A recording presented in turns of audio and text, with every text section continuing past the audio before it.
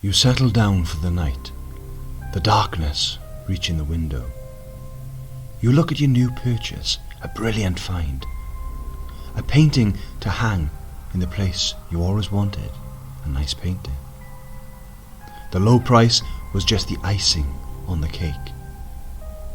As you look at the face of the girl in the painting, you freeze in your chair.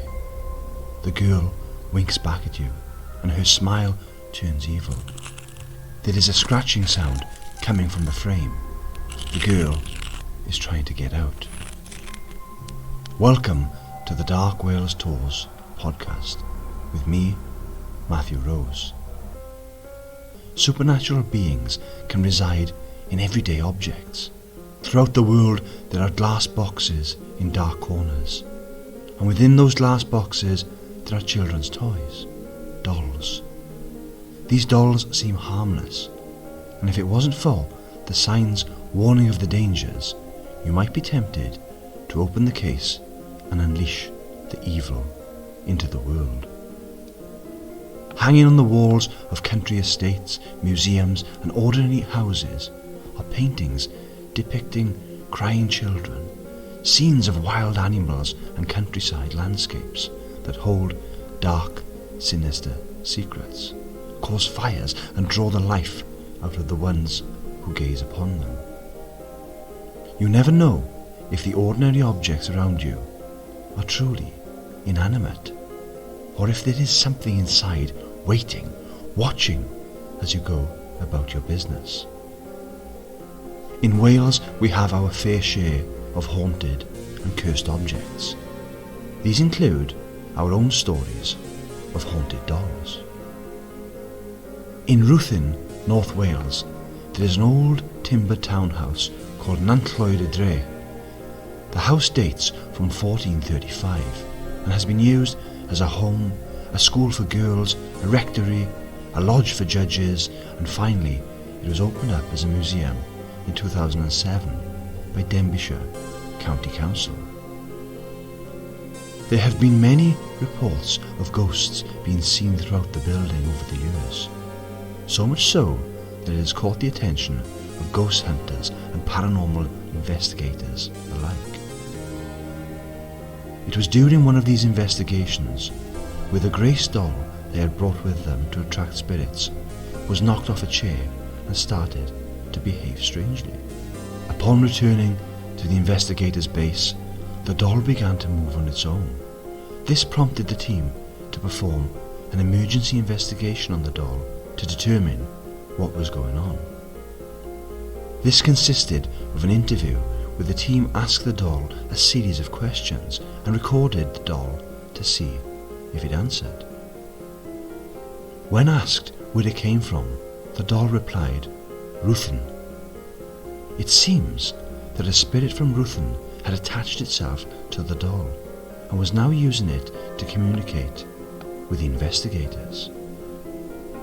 The team then asked further questions to determine what the spirit wanted with the doll. When asked, "What do you want?" a voice came through saying, "Your eyes. I want to burn your eyes." This was enough for the investigators to decide they needed to place the grey doll in a glass case in order to protect everyone from the spirit's sinister intentions. The glass case was in a secret location. The woman who owned the selected place reported hearing a lady scream coming from the glass case and a voice saying, "Release." Knocks have also been heard coming from the case, 3 knocks at a time. The investigators drew a chalk circle around the case and found that the case was actually moving around. Could it be that the spirit from Nantllwyd has now attached itself to the doll and refuses to leave, using the doll as a conduit? The grey doll is not the only doll in the world that seems to have become the home to a spirit. In Florida, USA, there is a doll dressed in a sailor's uniform, sat in a glass case, with notes from members of the public asking for his forgiveness posted all around him. The doll is named after his original owner, Robert Eugene Otto, who usually went by Gene. Robert the doll was given as a gift in 1904 to Gene by his grandfather, who had just returned from a trip to Germany. The doll can be traced to the Steiff Company, the same toy maker that first manufactured a teddy bear in honour of President Theodore Roosevelt. Robert the doll was most likely never intended to be sold as a toy, probably being part of a set fabricated for a window display of clowns or jesters. The sailor's uniform that Robert is wearing is believed to have been a childhood outfit for Gene that was then passed down to Robert the doll.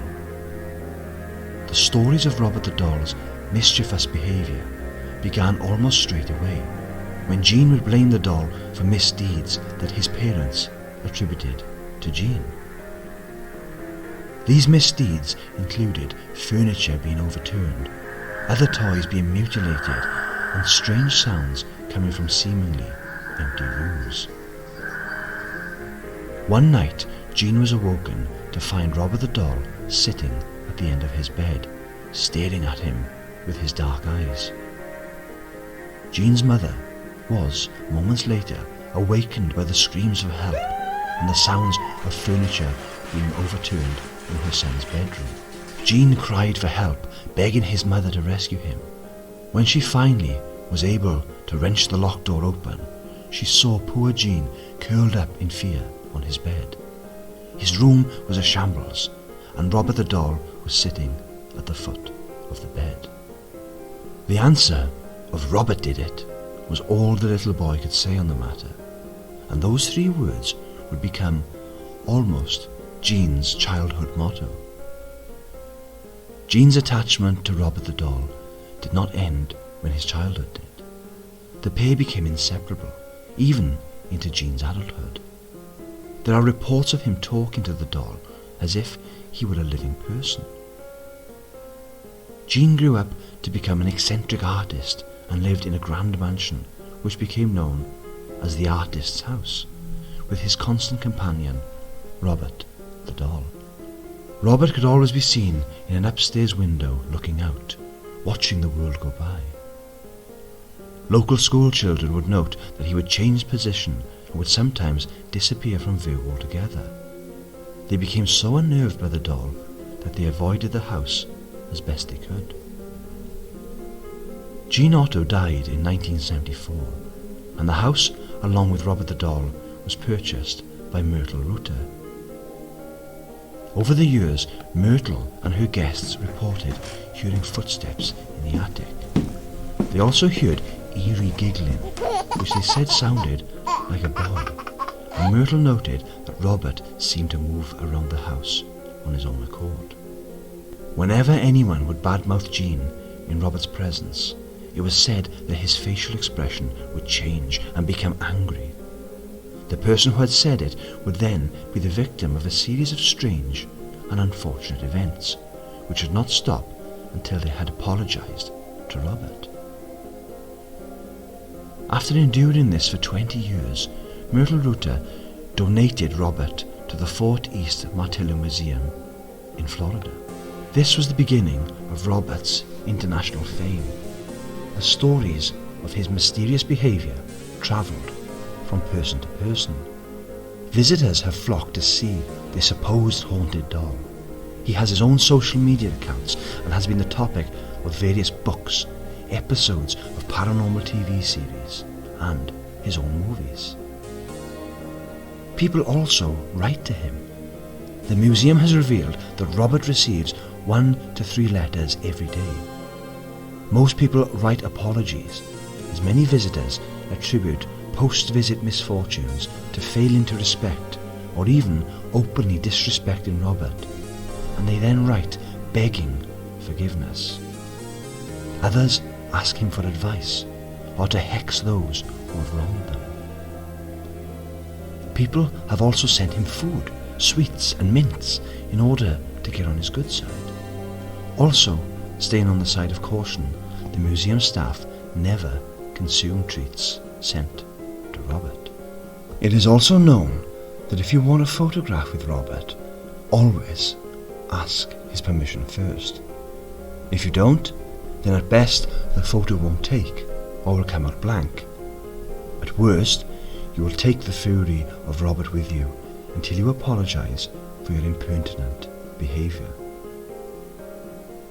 Are the stories surrounding Robert the doll just the leftovers of an overactive child's imagination? Or is there something more to all the superstition? Through all the stories of Robert and his exploits, no one has determined whether the doll was a conduit for the spirit that inhabited the house, or if something far worse took over the doll when he arrived in the hands of little Jean Otto. However, the most famous and notorious haunted and cursed doll is probably Annabelle, the doll that was the subject of a series of films based on real events. The films depict Annabelle as a very creepy looking china doll with a sinister smile and evil eyes. However, the real Annabelle, still locked away in the basement museum of paranormal investigators Ed and Lorraine Warren, is a Raggedy Ann doll with big red hair, a broad smile and a floppy body, her head leaning on the glass of her cage. The sign on the glass case reads, "Warning, positively do not open," an eerie warning of the danger the doll is believed to possess. Such is the belief of the doll's power that during 2020, the Warren son-in-law shared a video on social media where he went to his late in-law's museum to prove that Annabelle had not escaped and caused the worldwide pandemic as punishment for locking her away. The story of Annabelle starts in 1970. For her 25th birthday, Deirdre Bernard was given a Raggedy Ann doll by her mother. With its large head, messy red hair and huge black eyes, the doll was a hit and an instant favourite. Deirdre took the doll with her when she enrolled as a student nurse, and with her friend, also a student nurse, Lara Clifton, moved into an apartment together. Deirdre would keep the doll in her room and place her on the bed in the morning, only to come home hours later to find that the doll was not in the same position that she had left it in. Sometimes the arms were folded and resting on the doll's lap. Other times the doll's legs were crossed, and sometimes the doll's arms would appear to be gesturing some unknown thing. As more time passed, the doll began to demonstrate peculiar abilities. It would seemingly move on its own from room to room. The girls never saw it move or heard it move. It just silently went from room to room, as if it were exploring the apartment.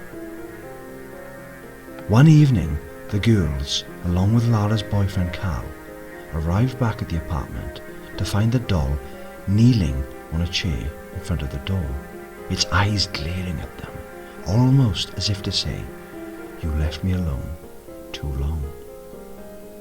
The group were understandably startled. After moving the chair and placing the doll back in Deirdre's room, they each tried to make the doll recreate the kneeling position, but without luck. Raggedy Ann dolls have no joints, so every time they let go of the doll, it would simply fall down. So how had it been kneeling on the chair when they came home? Who, or rather what, had been holding it up? Not wanting to let their fear get the better of them, the girls carried on their daily routine. This, however, seemed impossible, as the girls started finding handwritten notes around the apartment. Notes written in a child's handwriting, in pencil. It was the messages on the notes, "Help us," that caused the girls to accept their fear of the doll. Thinking of a possible explanation, someone could be breaking in to play a trick on them perhaps, The girls placed marks around the windows and doors and moved the furniture around so they might catch signs of any intruder, but all to no avail. Then, one day, Deirdre returned to find the doll's hands covered in blood, with more blood spots on its chest. This was too much for the girls, and they decided to consult a medium. During the visit, the medium said that the doll had become a vessel of a little girl spirit called Annabelle. The girl, through the medium, told her story. She had been living nearby before the apartment block had been built. She used to love playing in the fields and had met a sudden and tragic death, the circumstances of which she would not divulge. Annabelle had carried on playing in the field, and when the apartment block was built on top of the very field she died in, she would roam the corridors and rooms looking for playmates. However, modern life is busy and hectic, and people are rarely home for more than a few hours in the morning and at night. Then these two young girls moved in, one bringing with them the Raggedy Ann doll that Annabelle could play with. Deirdre and Lara were moved by Annabelle's story, and when the spirit of the little girl asked for the permission to fully possess the doll and live with them permanently, they both naively said yes, a decision they would quickly come to regret. After the medium left, Deirdre and Lara started to treat the doll as if it were real, talking to it and waiting for a reply, carrying it around the apartment so it wouldn't get bored in one room, and finally naming it Annabelle, after the spirit who now had full control of the doll. All this was too much for Lara's boyfriend Carl, who said that if there was a spirit possessing the doll, it wasn't good or sweet and was only going to try to control the girls. Carl's mistake was to say this in front of Annabelle. That night, Carl was awoken by the feeling something had climbed onto the bed. As he opened his eyes, he was confronted by the dark, empty eyes of Annabelle the doll, looming over him. Before he could react, Annabelle's hands were around his neck, squeezing the life out of him. He tried to throw the doll off, but he found that the doll had unnatural strength. Eventually, he did manage to free himself, but when he woke Lara, the doll had gone and was found in Deirdre's room, in the very same position it had been before they went to sleep. Annabelle, it seems, had identified her first victim. The next night, Deirdre was out of the apartment and Lara and Carl were sat watching TV. They suddenly heard a banging coming from Deirdre's room, so Carl got up to investigate. Upon entering the room, Carl saw that the only disturbance he could see was that Annabelle had been thrown into the corner of the room and was now lying on the floor. Carl went over to pick up the doll and return it to the bed. As he was about to bend over and pick it up, he suddenly was overcome with pain, the feeling of sharp claws digging into his skin and tearing his chest. His screams alerted Lara, who rushed into the room to find him on the floor, his chest covered in blood with claw marks covering his torso. Lara acted quickly and was able to stop the flow of blood, and Carl recovered. But this attack could not be ignored, and the girls agreed to call a priest for help. The priest they contacted, in turn, contacted his superiors, who then went on to contact renowned demonologists Ed and Lorraine Warren. The Warrens went into the apartment and listened to the girls' accounts of what the doll had done, and also the story of Annabelle that the medium had recounted to them. Immediately, the Warrens claimed that the story of Annabelle, the innocent but playful ghost of a little girl, was false, a trick that had been played on the girl's emotions. The medium, unbeknownst to her, had been tricked by a demon who used the medium to gain permission to possess the doll, which had allowed it to fully enter our world. When the girls had said yes to Annabelle, they had not only given permission for the demon to take over the doll, but they had enabled it to do physical harm. And if the Warrens had not got involved, they said that the girls and Carl would have been dead within a week. Ed and Lorraine called the priest to perform an exorcism on the apartment in order to block the powers of the demon, now permanently attached to the doll. To make sure they were safe, Deirdre asked the Warrens to take the doll with them, which they did.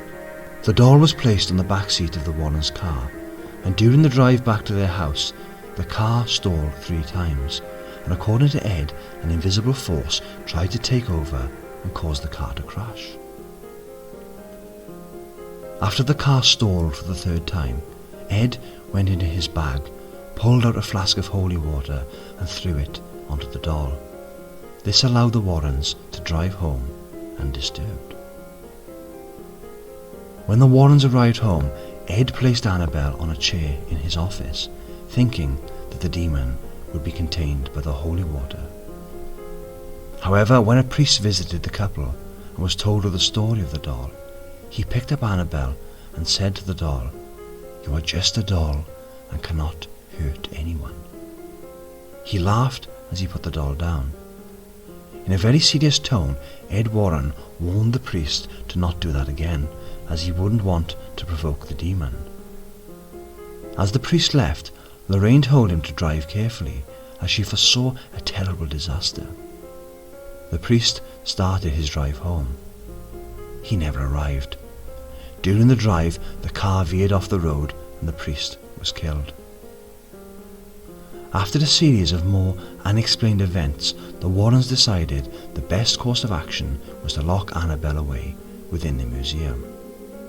And that is where Annabelle remains to this very day.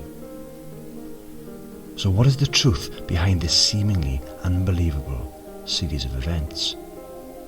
The fact that there is a Raggedy Ann doll named Annabelle inside a glass case with a sign saying, "Warning, positively do not open," within the Warrens Museum is undeniable.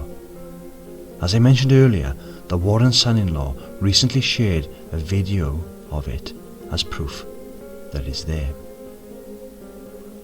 However, that in itself does not prove the rest of the story. Researching the history of Annabelle, the details suddenly become confused, mixed up, and sometimes completely different. One key example of this is the name of the original owner of Annabelle, Deirdre. In some versions, such as the Conjuring film, she is called Debbie, and in some, Donna. Like many events in the lives of the Warrens, we only have their own account on what happened and their own reasons behind them. There is rarely any photographic or film evidence to back up their claims, and they always seemed to believe people without question when it came to paranormal experiences. Throughout their lives, they had many followers and many critics. They made a lot of money giving talks and interviews and investigating the paranormal. Yet they always maintained to their dying days that the supernatural was and is real, and that demons like Annabelle should be feared and contained and never made fun of. The consequences could be fatal. There is a doll in the nursery at Cardiff Castle, and when we've been there on our ghost tours, people have said that they are drawn to it and it gives off an eerie vibe. On top of that, every time we walk into the nursery, it seems to have moved position. Now this could be the staff during the day, or the cleaners perhaps, moving it around. Or could it be there is something more to the doll that resides in Cardiff Castle's nursery? It is not just dolls that can possess deadly powers and sinister histories. Paintings also bring with them bad luck, hidden demons, and leave fire and devastation in their wake. During the 1980s, a number of seemingly mysterious fires made the news, as there was a common factor in all the fires: a painting that survived unscathed. The painting, called Crying Boy, shows a little boy shedding a single tear. The painting became a hit and was seen in many houses in the 1980s. It was the must-have painting to have in your home. After a few houses had gone up in flames, with the only link being the painting, which had survived, even as everything around it burned, the media began to report on the painting's supposed supernatural ability to always survive fires. As more and more fires began to consume homes, leaving the Crying Boy painting unharmed, people began to question whether the fires were coincidental or if the painting actually harboured a vengeful spirit. Stories started to circulate on the painting's history. Who was this boy? A story started going around saying that the boy had been a real boy that had died in a fire, and he then possessed the painting and its copies and had caused all of the fires. Another story was that the painter had mistreated the child while painting, and the fires were revenge for this mistreatment. The newspaper The Sun ran a campaign where they asked readers to send them their copies of the painting in order to break the curse. The newspaper was sent 2,500 copies of the painting, which they proceeded to burn. In true Sun style, they used the page 3 girls to feed the paintings into the bonfire with great publicity. However, it turns out there was a very practical reason this painting survived the fires. All the prints were made of high density hardboard, which is very hard to ignite, and was done in order to protect it from fires. The investigations into the fires found that all of them had logical explanations and were mainly the result of human error. Though the fires eventually stopped, the Crying Boy painting still remains a sinister looking painting. I myself find it incredibly creepy to look at. There are some paintings that hold such power, and belief in their curses is so strong that at times they are covered up to stop them causing harm. One such painting hangs in the University of London's Royal Holloway. The painting in question is titled Man Proposes, God Disposes, and was painted by Edwin Landseer. It depicts a group of polar bears feasting on a corpse of an animal they have just killed. The violence the painting shows would put many people off it to begin with, but there is something about the painting that sends shivers down the spine of anyone who looks upon it.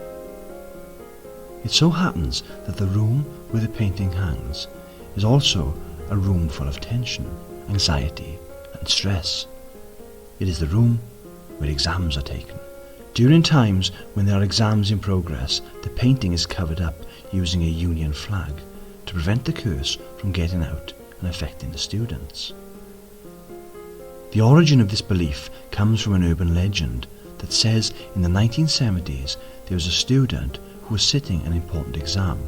They had revised for it and they were as prepared as they could ever have been.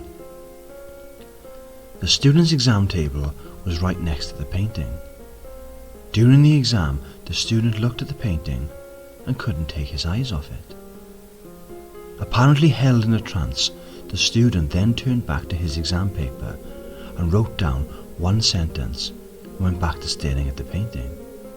After the exam finished, the student got up, walked out the room and went straight to their room. Their body was found the next day.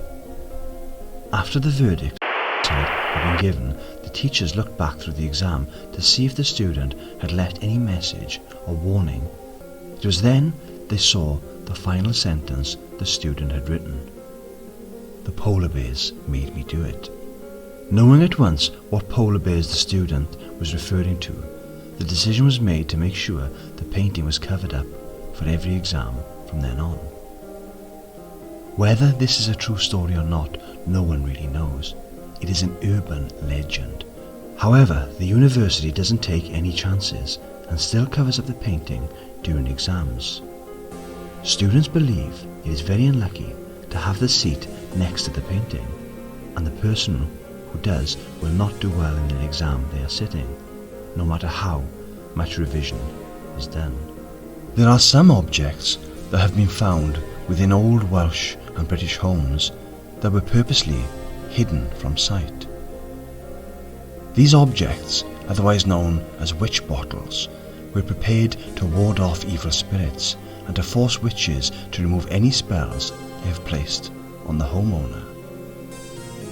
The contents of the bottles, which are all rather consistent, include bent nails, bits of hair and human urine. The idea was that it would cause pain to the witch whenever she tried to pass water, and would then remove any spells to make the pain stop. There are accounts that after the bottles were buried within the home, a witch would bang on the door, clearly in pain, begging to be released. So consistent are the ingredients of these witch bottles throughout Wales and the rest of Britain, that whenever a bottle is found buried within an ancient home, archaeologists always know exactly what they will find within.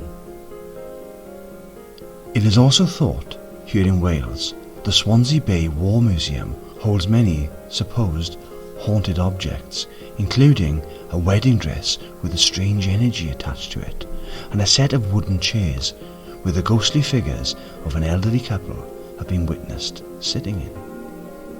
Investigators have reported many peculiar experiences, from phantom figures, strange shadows, and the sound of an unknown male voice picked up on a recording a few years ago at the museum.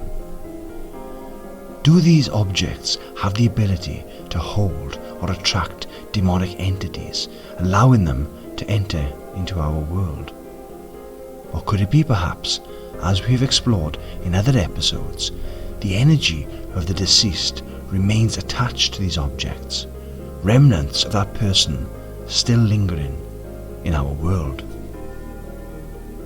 Whether in grand institutions, grand country estates, or ordinary council houses, cursed and possessed objects can find their way into our lives in various ways. Walking around an antique shop or a car boot sale, when you see an old object that catches your eye and seems to call out to you, beware, it may actually be calling out for you. The demon or spirit residing inside, just waiting for you to take it home and give it permission to haunt you forever after. If you have your own stories of ghostly sightings, strange occurrences, then please email us on darkwales@hotmail.com. And be sure to follow Dark Wales Tours on Instagram, Facebook. Don't forget to visit www.darkwalestours.co.uk. Until next time, diolch yn fawr. Thank you very much.